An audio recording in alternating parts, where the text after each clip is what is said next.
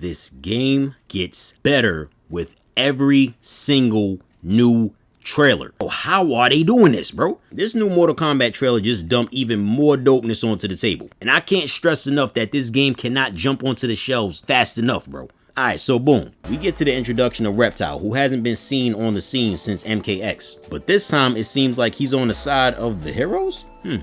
Interesting. What we also get is some backstory of how he's an outcast among his people, because he's the only one among them who can actually transform into a human form from his original form. His original form being this reptilian looking creature. If you think about it, he's low-key kind of like the Yoshimitsu of the Mortal Kombat universe, because almost every time you see him, he has a completely different appearance. In Mortal Kombat X, he looked like this, and now he looks like this. Yo, am I tripping, or does he kind of look like those lizards that you fight in the sewer levels in Spider-Man PS1?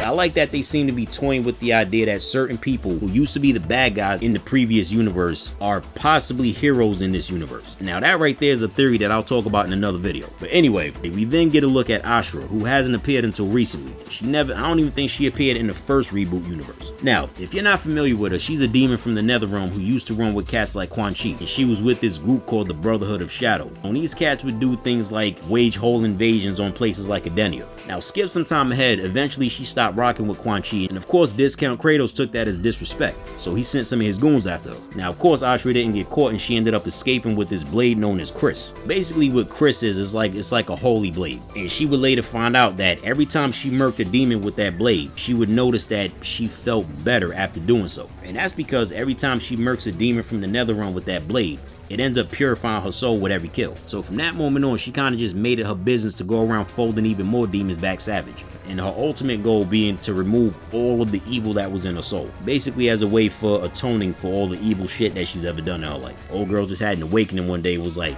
nah, you know what? I don't want to be on demon time no more. I want to be on divine time. Now, I'm assuming that the feeling that she got must have been akin to like the feeling of having a serious weight being lifted off your shoulders. Or, I don't know, maybe an inner light starting to grow. Kind of like that feeling you get when you finally beat an addiction, or you beat those inner demons, or you overcome a vice that's been basically just stifling your potential and keeping you from becoming the best possible version of yourself. May all of us who's on that path reach that feeling someday. God willing, is sooner than later. But anyway, when we saw Ashrah in MK Deception, which was her first appearance, I'm sure, she was actually in Netherrealm on her mission, and she had some pretty serious beef with Ermac, figuring that once she takes him off the census of the realms that she'll finally have completed her mission. And more you shall receive!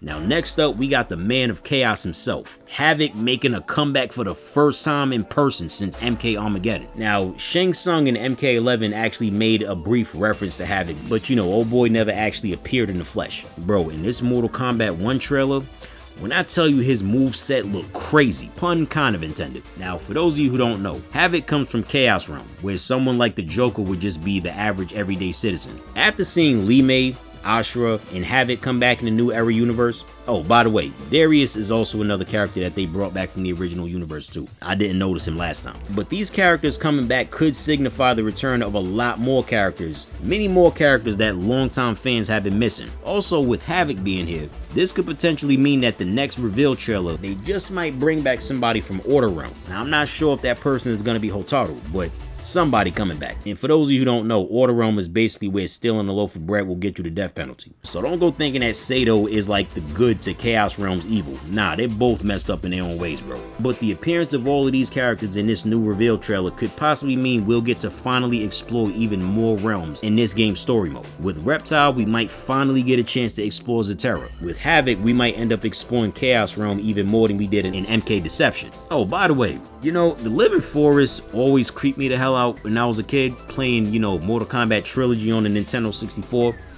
And I always thought it looked creepy enough, but somehow they figured out how to make it even worse. Hey, good job, developers, but y'all kinda ain't shit for that. And like I said before, should someone from Order Realm show up, we might get to explore that realm too. And hopefully we also get to explore Edenia finally. But like I said, this game just cannot hit the shelves fast enough. But what are y'all thoughts? Let me know what y'all think and we can chop it up in the comment section. Peace.